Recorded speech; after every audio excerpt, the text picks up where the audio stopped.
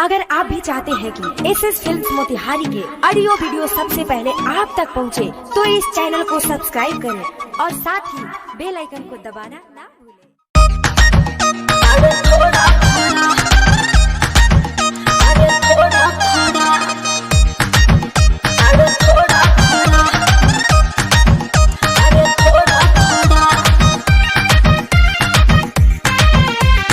Music by Priyanshu Singh. मैं तुम पे मरता हूँ प्यार तुझे करता हूँ, मैं तुम पे मरता हूँ प्यार तुझे करता हूँ। सही में कि तुझे सपना में धरता हूँ कोरा कोरा। सुना ना, बोलो ना, तू हमरा से प्यार करेलू? थोड़ा थोड़ा। अच्छा एगो और बात बतावा, तू हमरा पर मरेलू? हाँ जानू, थोड़ा थोड़ा।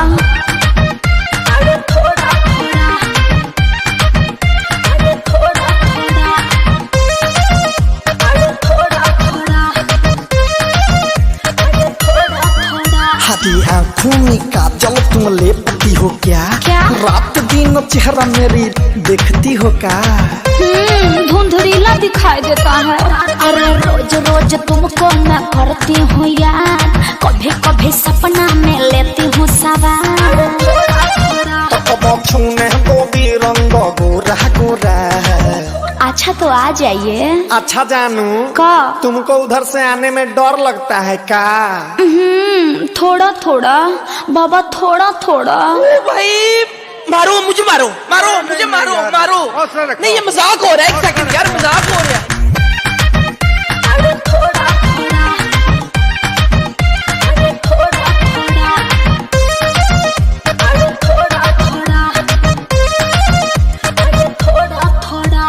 तू हो जा मेरी मैं तेरा हुआ, अपनी जवानी तू मुझसे छुआ ना।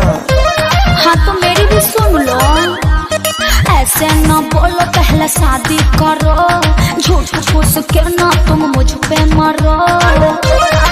कि पैसा तुझ पे लूटा दूंगा बोरा बोरा।